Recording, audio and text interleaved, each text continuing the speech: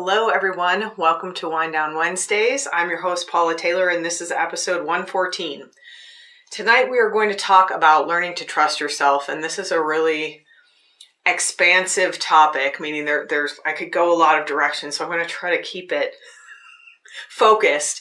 But I've got a couple brief announcements. First, I just wanted to say thank you. There are a few people who have reached out to me in the last few weeks to tell me how much they enjoyed an episode or how much an episode spoke to them, whether it was last week's or I got a lot of feedback about the episode I did right before I went on hiatus about sending healing energy.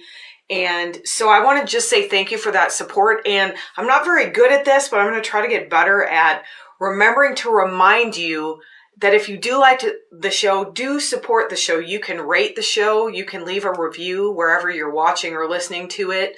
You can support the show financially by going to my website, which is paulataylorenergy.com. If you click on the podcast link, there's a donate tab or a donate button to donate to me directly through PayPal. You can also donate through Anchor, who is the host of this podcast.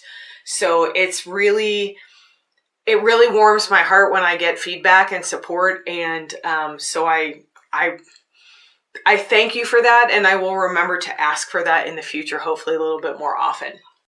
And I apologize. This is the longest day I've had since my surgery, which was exactly 9 weeks ago. And I did a lot of talking today. So if I'm a little bit struggling for words or if I sound a little froggy in my throat, that's why.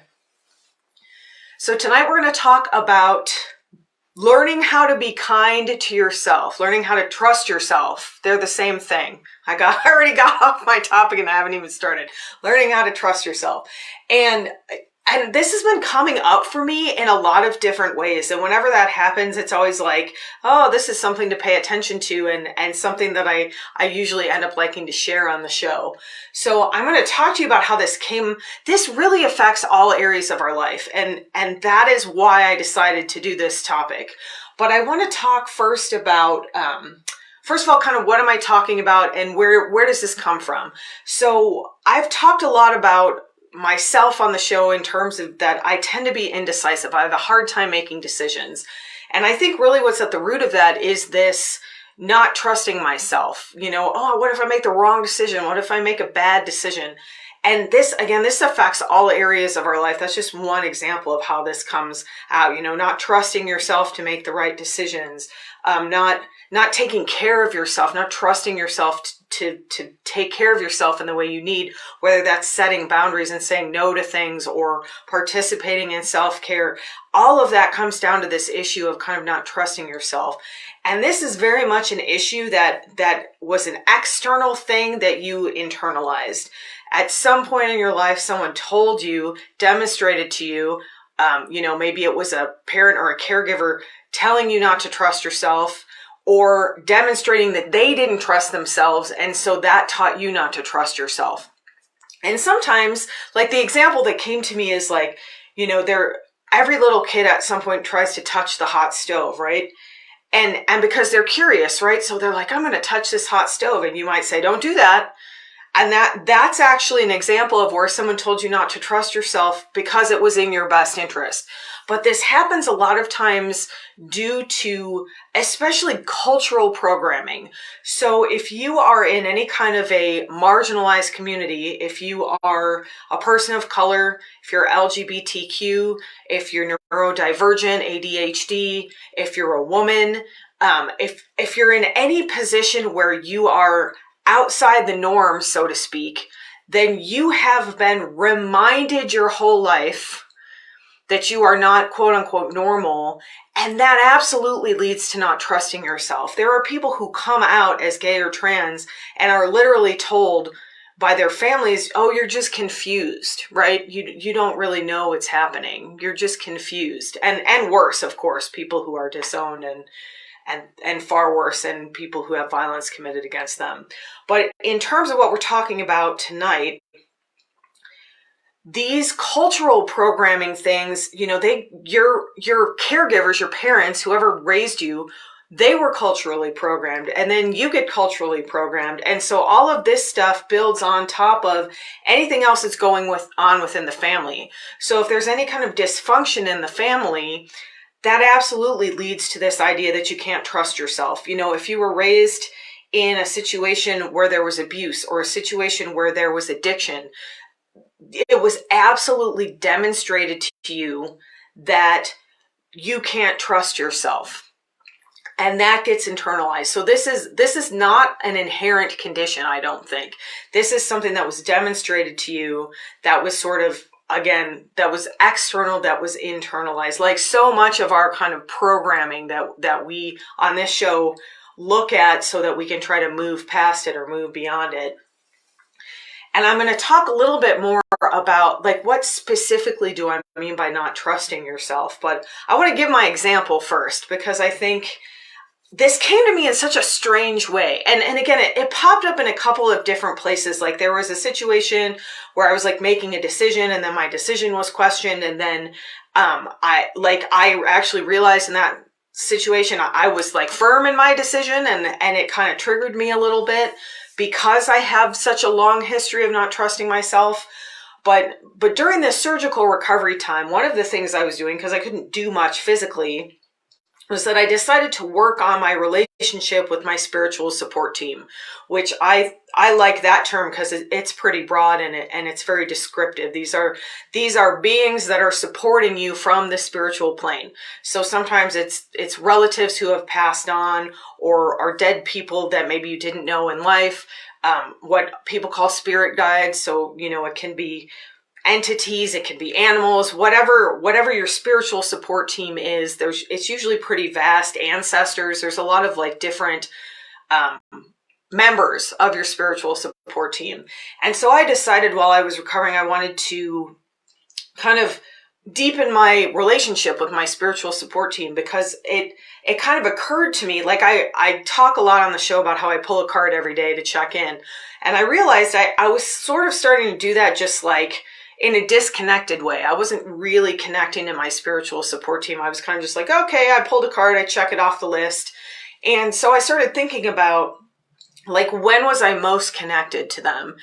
And absolutely, like when I'm in a session with another person, I'm super connected and I get really good information and I act on that information. Although even that has been a struggle. When I first started working with people, when I got my first Reiki attunement and I started receiving information, I would argue with myself all the time, because that intuitive information that comes in a lot of times doesn't make sense, especially when it's for someone else. I may have told this story before. I was working with a woman years and years ago when I was a very new massage therapist and Reiki practitioner, and the intuitive information I got told me to tell her that she should try belly dancing. And I was like just totally out of nowhere. Like, I'm like, I've never met this person before. It's our first session. Like, I don't know anything about them. Why would I suggest this? And I was arguing with my voice the whole time, right?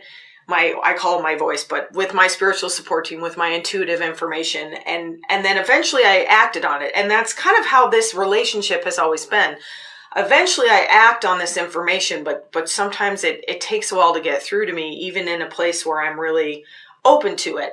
In meditation, I receive a lot of information. But while I was recovering from surgery, I was kind of like, I'd like to get information like on the daily, like on a more daily basis. And part of this came from, they took out almost 7 inches of my bowel, and I was trying to figure out, like, what can I eat? What can I start eating? And the surgeon was like, after 2 weeks, just listen to your body, which when you tell somebody who had an eating disorder or disordered eating patterns for almost 30 years, listen to your body and eat what your body tells you, like, there's an absolute disconnection there. We're going to talk a little bit more about that.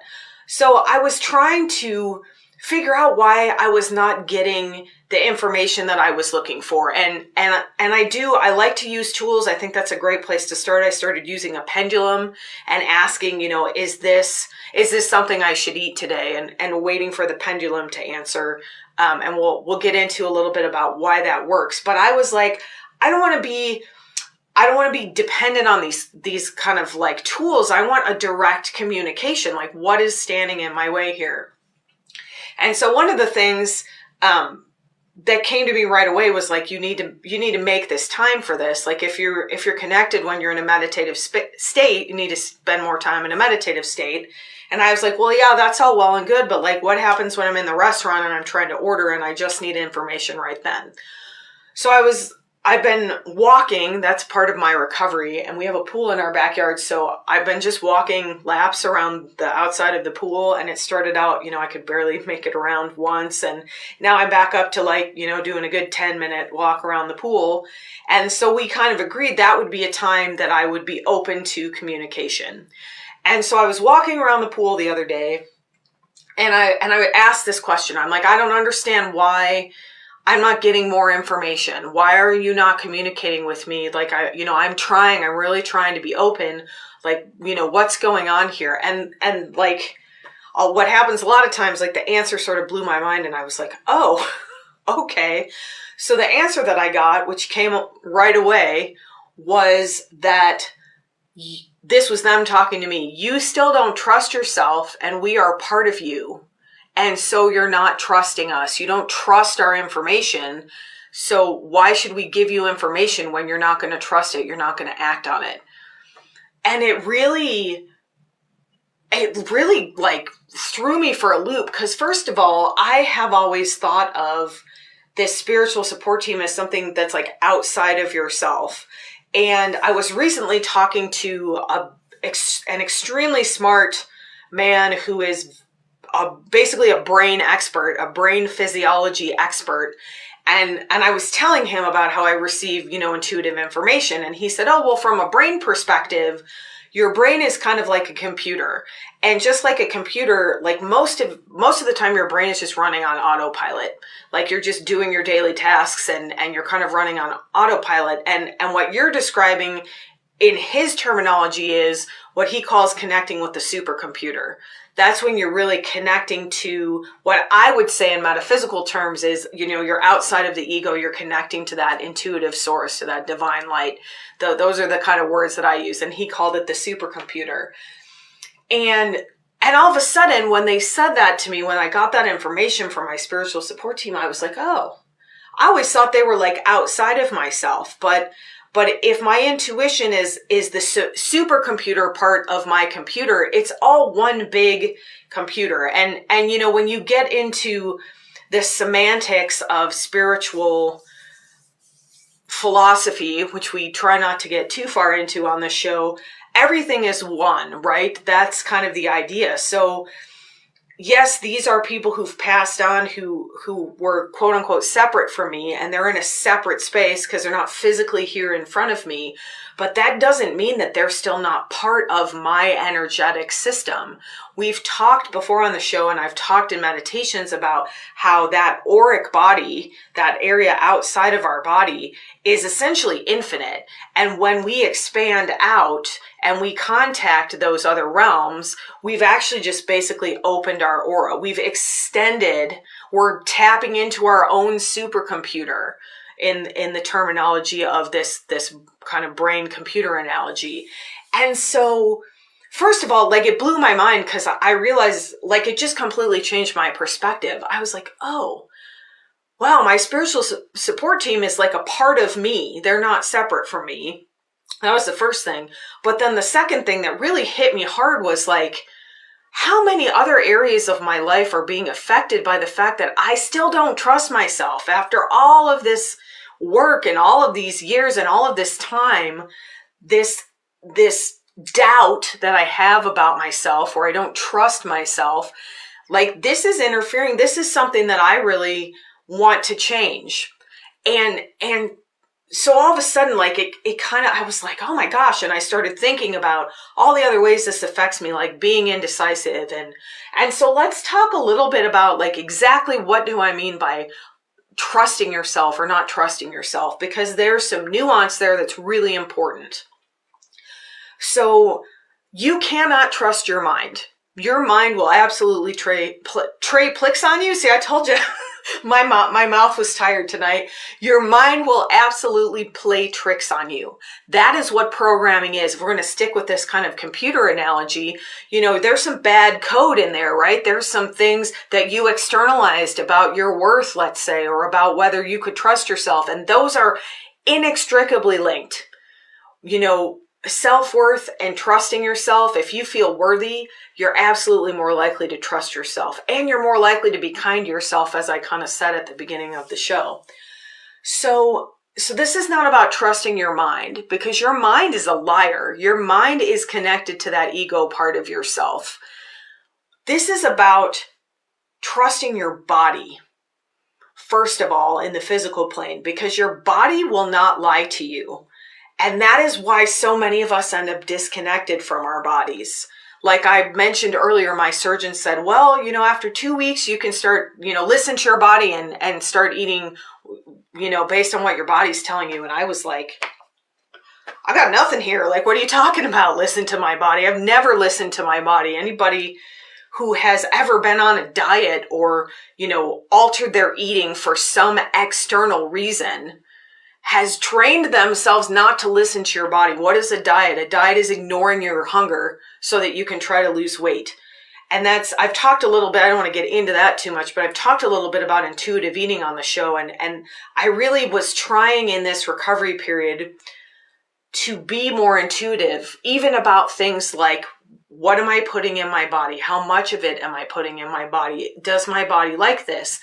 And at first it's really hard, because if you've been disconnected from your body, which most of us are, at least to some extent, whether that's due to trauma or just being in the mental space all the time, think about the jobs that we have. Most of us are not doing manual labor anymore. We're not doing physical labor. We're in our mind space. We're looking at a computer all day. We're reading.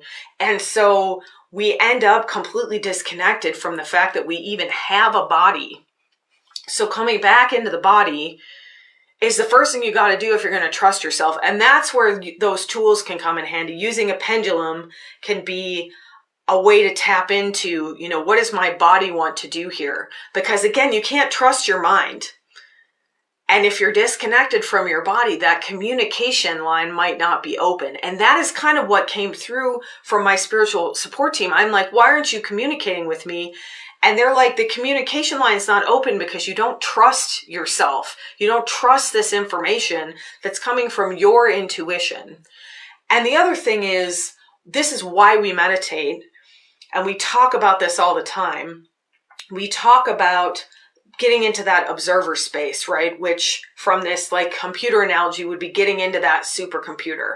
So getting out of the mental space, that mind that can lie to us, that code that we run every day as a computer without thinking about it, stepping outside of that in an intentional way and connecting to something in a larger space, that supercomputer, that intuition, that divine source, whatever word you want to use for that, it's basically all the same thing. That is a space that we can trust. But again, the mind will lie to you and tell you yeah, you're in that space. It happens to me all the time. Oh yeah, you're making this decision. You're not in your ego space. And then what tells me that that's not true is my body, because I feel fear in my body or I feel anxiety in my body. Emotions are communication with your body. And again, so many of us have learned to shut emotion down and not feel emotion and stuff it and shove it and ignore it. And so right then you're not trusting yourself. If you're not letting your emotions flow freely, right away you're not trusting yourself, because that's your body, that's your soul communicating with you, trying to get your attention, whether it's to tell you something's not right or something is right. We talk a lot in frequency, right, on the show. So if something's not resonating with you, your body's going to feel that, and it's going to tell you, oh, I feel uncomfortable here. I don't want to be here, right? Something's off about this. And if you're resonating, your body's going to feel relaxed. You're going to feel at ease. You're going to feel your energy expand if you're somebody who feels that kind of thing. And it's so much easier to connect to that larger space where we do get trustworthy information for the most part. I was just having a conversation with a client today about how when you're receiving information from people who have passed on, you have to remember they're still people. They have a broader view than maybe they did when they were alive, but they can actually even take things like prejudices and stuff with them. So your body is the ultimate truth teller, even when you're dealing with that space. Sometimes I get intuitive information and my body's like, I don't know. Or someone tells me, oh, this is coming from my intuition. If you're receiving energy work or reading or something from someone, and they're telling you it's coming from one place, your body will tell you whether that's true. That's why people who are sensitive, which is probably most of the people who watch or listen to this show, like we use the word empath, people who feel other people's emotions, that's why it can be so hard for us sometimes, because someone's telling you one thing and your body is telling you something else, and your body is telling you the truth.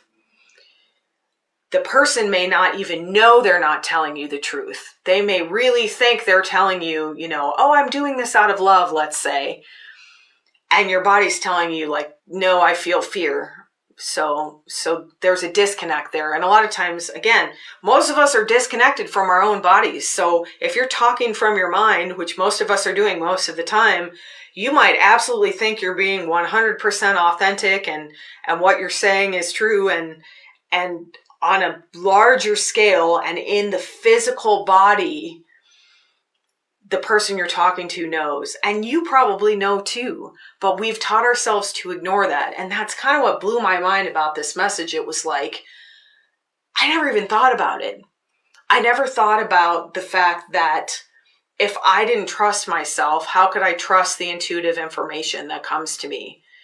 And intuitive information resonates in your body.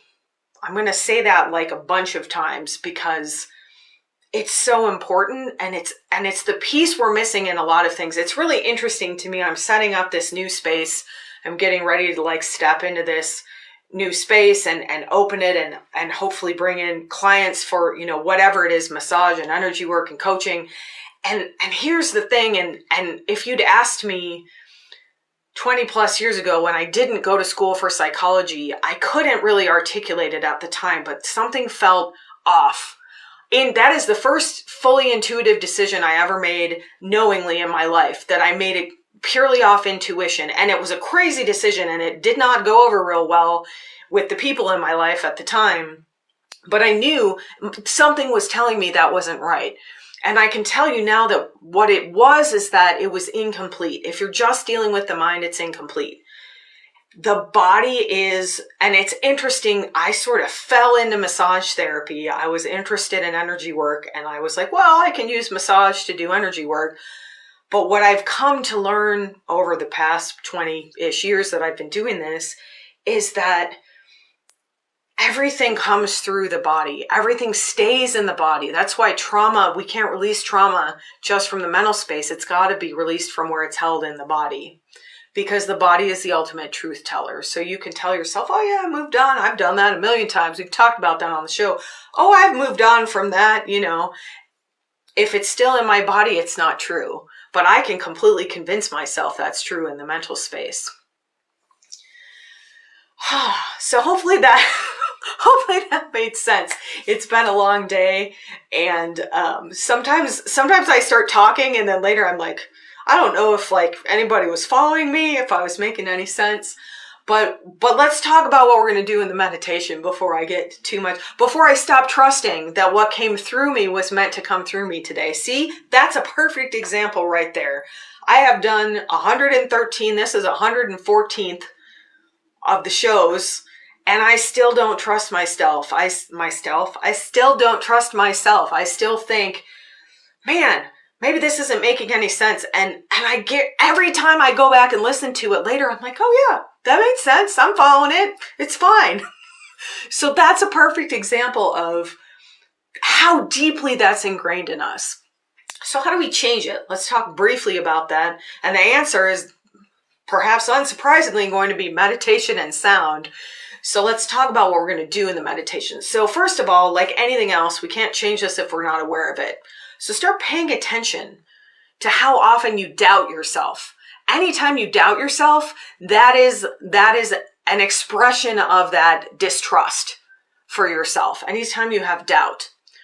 And like a little bit of doubt is normal, right? Like that's just part of being human. We're never going to eliminate doubt. I mean, if you eliminate all doubt, you end up a crazy narcissist who becomes a totalitarian leader and like kills people like that.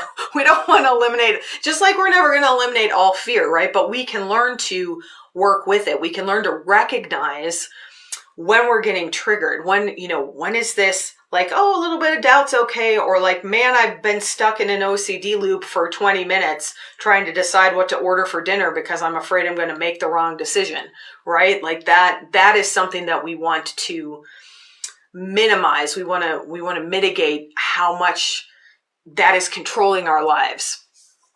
So awareness is always step one. And then kind of understanding it mentally. But again, that mental space will lie to you. So how do we change this? We change this by changing the body, by not changing the body, by bringing the awareness into the body and recognizing the difference between trusting ourselves and not trusting ourselves in the body. How do I feel in my body when I am in trust, when things are flowing, when things are good, when I'm confident in a decision that I'm making, let's say, versus how do I feel when I'm second guessing all of my decisions? How do I feel when I'm unsure of myself? How do I feel? And you can, like, if you're watching the video, you can see my shoulders going up and you can see the tension creeping in to the body. So learning to recognize the signals from our body takes practice. And that's one of the things that we do in this meditation. We need to kind of clear that mental chatter as much as we can. It'll never be totally gone, so that we can really focus on the body, so that we can learn, like, so I can learn, why am I not hearing you? It's because I'm not in a state of trust. Because I've been in distrust for so long that I've programmed that computer, I've programmed my body to exist in a state of distrust. And anytime you're in that fight, flight, or freeze, that's going to put you into that fear-based, because it's a fear-based, everything's fear and love, right? So distrust is fear and trust is love. So when you're in that fight, flight, or freeze, you're much more likely to not trust yourself than when you're in ease. So if we can bring ease into the body and we can start to recognize, what does my body really feel like when it's in ease? Then when we are confronted with these situations where we're, let's say, making a decision, then we can start to really recognize, okay, I've got, let's say, two options. If I say yes to this, does that feel like I'm in ease? Does that feel tense? Does that feel fearful? And once we start making decisions out of intuition, once we start practicing this, even if it's just in the safe space of massage, we can start to retrain the body to trust itself. We can retrain our mind to trust our body.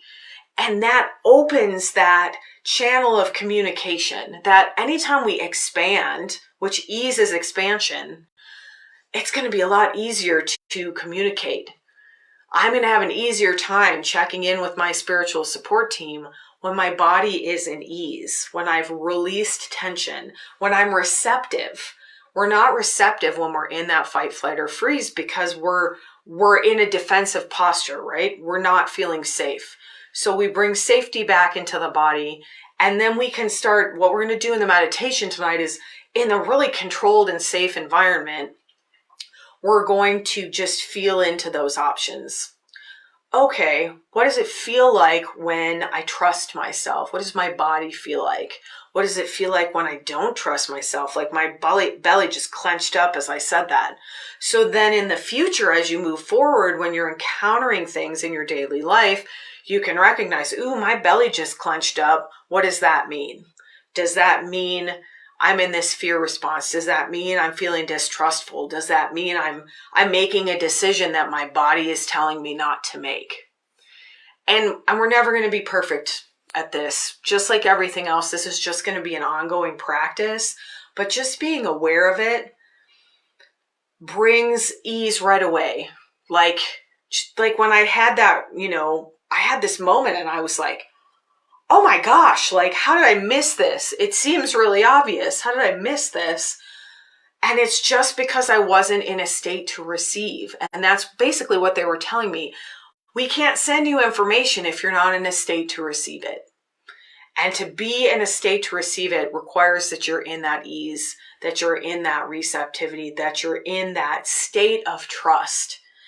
And again, if you've had trauma, which we pretty much all have at this point to some degree, if you're in a marginal, if you're differently abled in any way, if you're in a marginalized community in any way, you have been taught not to trust your body, not to feel safe in your body. You may not physically be safe in your body. So of course you don't trust it. You're sort of disconnected. So learning to do this in a safe space where you are safe will give you the resources to kind of maintain this more when you do encounter situations where maybe you're less safe. So let's meditate together.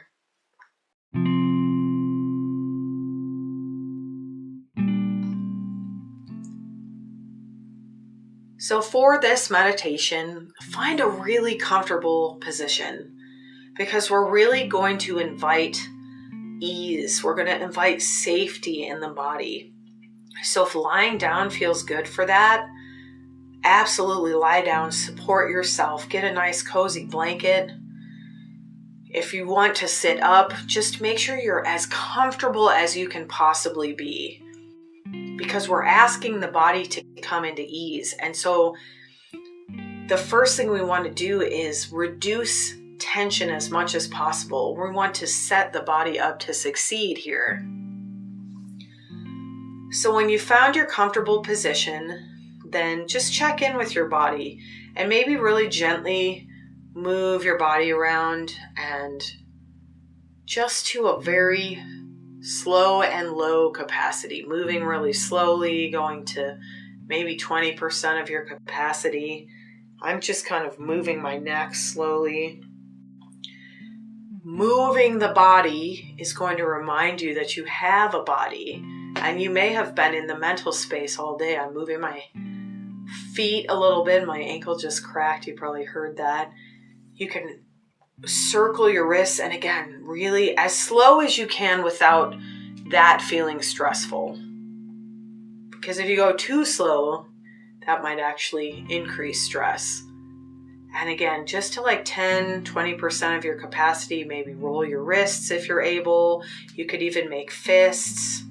Just gently straighten your hands out. Maybe shrug your shoulders again to 20% of your capacity here. Moving slowly. Just finding some of the areas of tension in the body and moving. Reminding yourself that you have a body. Reminding your body that it doesn't have to hold tension. You can do some gentle hip circles, kind of just circling your trunk. That's still a little sore for me after my surgery. So if something doesn't feel good to you, try slowing it way down. Try minimizing the movement, or just don't do that movement. No one's judging you here. Like I'm still doing my little hip circles, but I had to slow way down to where it felt better in my belly. And then just give everything a little shake. Maybe shake your wrists. Just gently shake your feet if you want. Gently shake your head back and forth. And then come still and just notice right away whether there's any shift here. Maybe the shift is just like, oh, yeah, I have feet. I forgot my feet were down there. I forgot my hips were down there. Maybe the shift is that you're noticing discomfort in your body, and that's okay. That's awareness of the body. So take a couple of nice, deep oxytocin breaths here. We're really going to invite ease through that vibration of the vagus nerve. So breathing in through the nose, letting the belly float out strongly, and then you're going to sigh that breath out with an audible ha sound.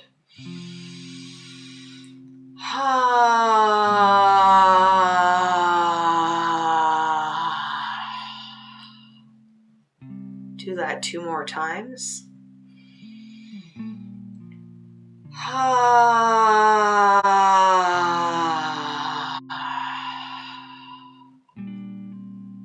And once more.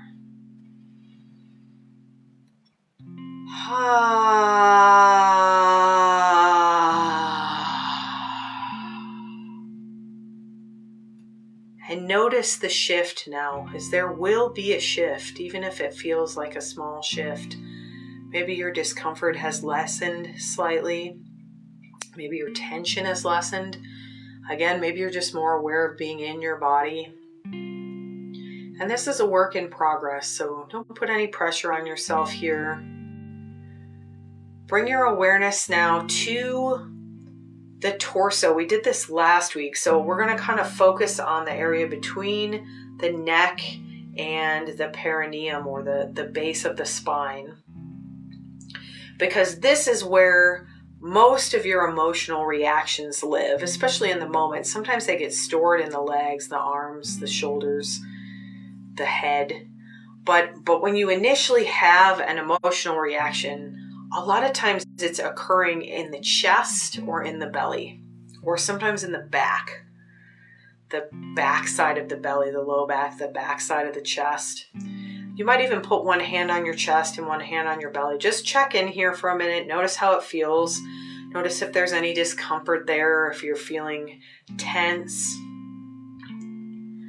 Take at least 3 more deep oxytocin breaths. I'm going to do one with you here.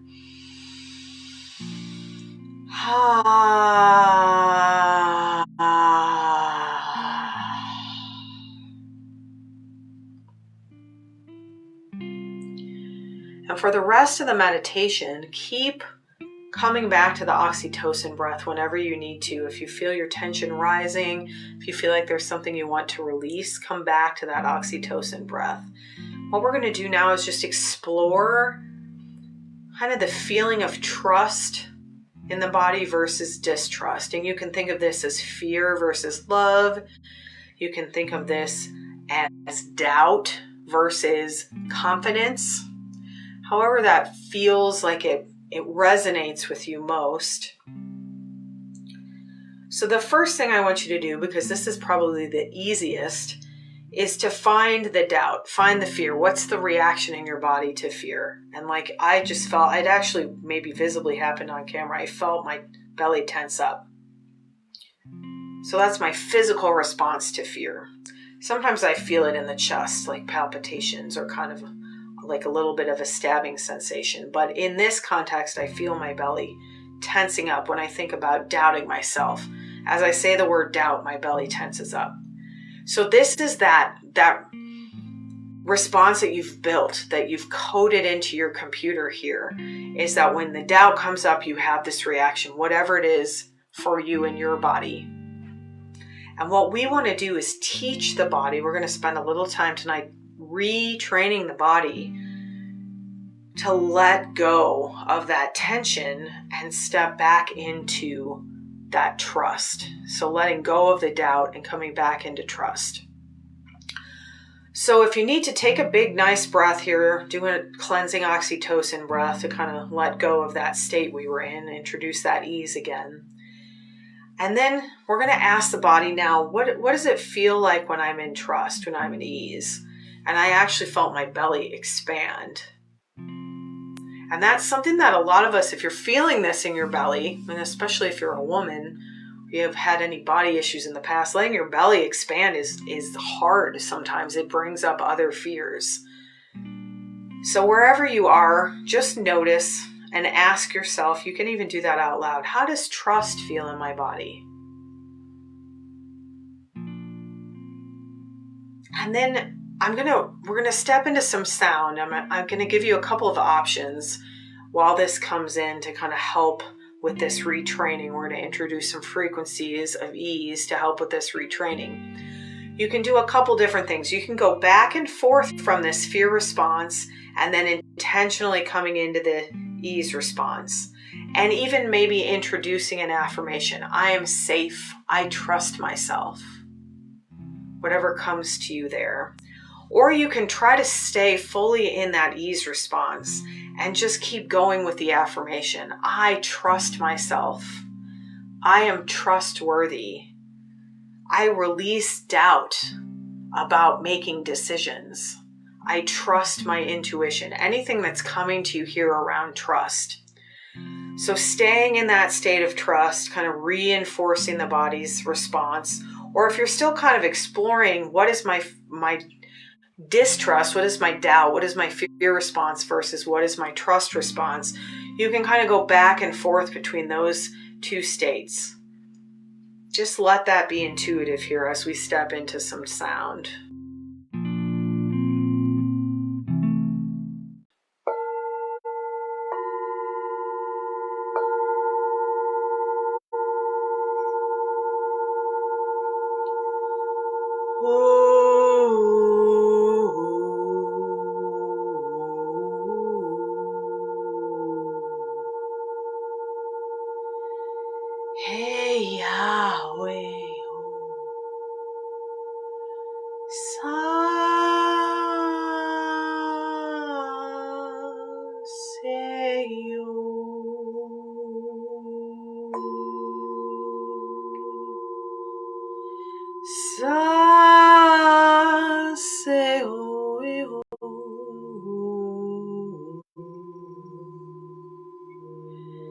Sayeo seya te soya.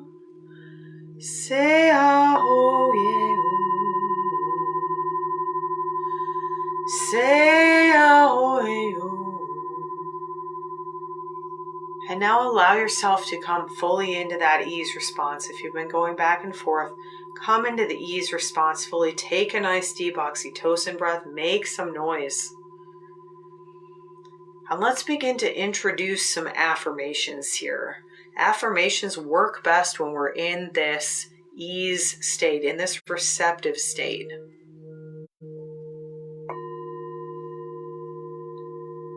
So say these out loud if possible, repeat after me, or if you're in a space where you can't do that, just think them with intention in your mind. I trust my body. My body tells me the truth and I listen.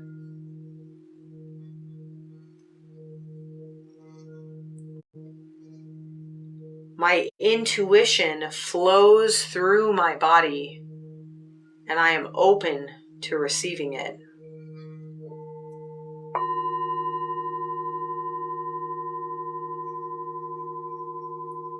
I allow ease in my body, knowing that my body is trustworthy.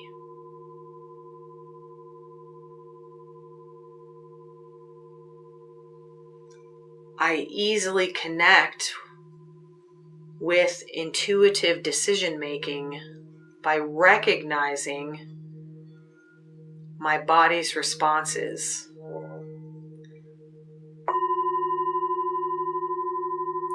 My body tells me what resonates with me, and I listen.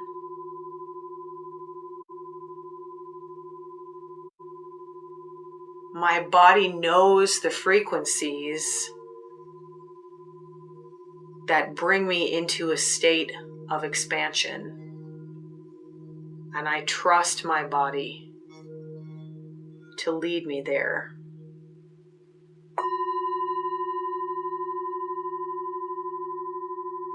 And if there's anything else that comes to you here, please add it. And then just stay in this state for a moment, feeling that trust. And maybe you're having a hard time getting there, and that's okay. You can come back and repeat this as many times as you'd like.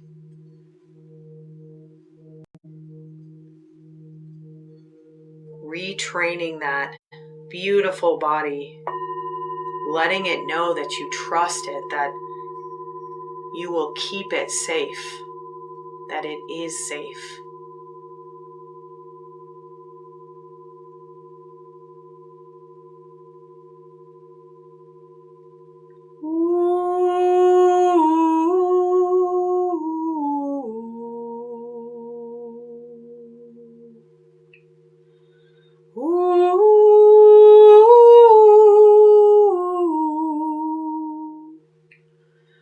Say I ho, say oh I oh I oh I oh.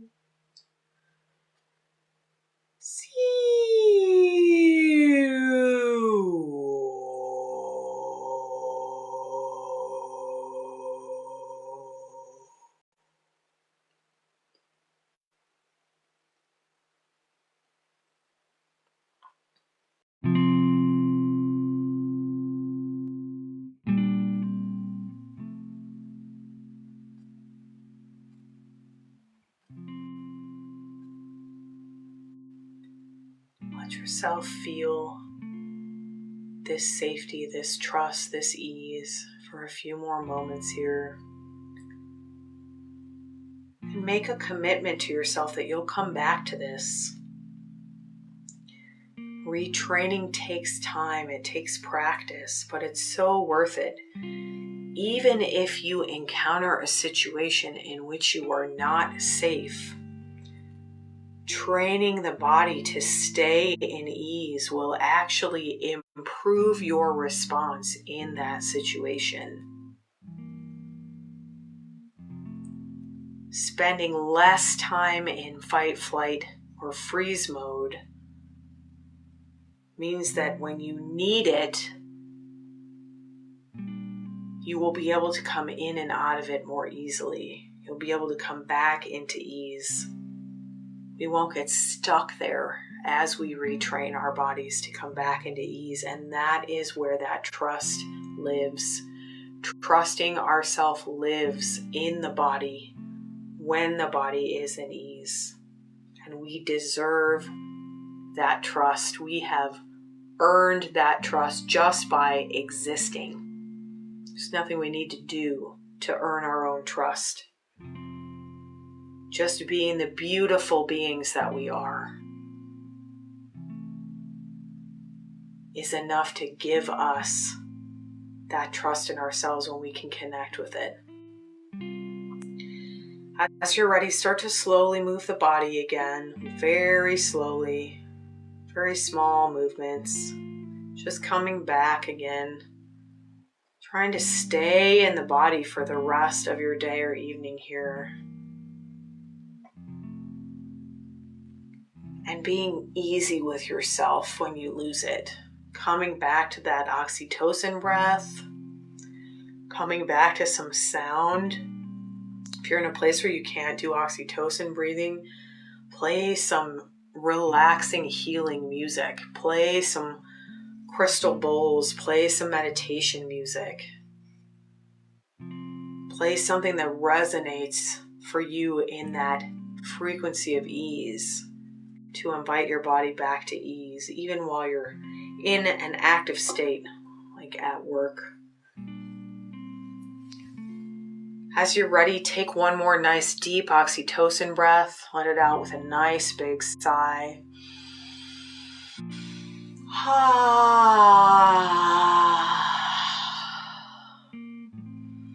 Sat Nam. The truth of your identity is ease and trust. Allow yourself to come back to that, to remind your body what that feels like. You deserve that. As you're ready, you can open your eyes. Thank you so much for joining me this evening. Next week's show will most likely be on Thursday, but I will let you know probably Wednesday sometime when to expect me to go live on Thursday. We're going to talk about how the Grinch overcame trauma. Have a beautiful rest of your evening and a beautiful rest of your week, and I will see you next week for Wind Down Wednesdays.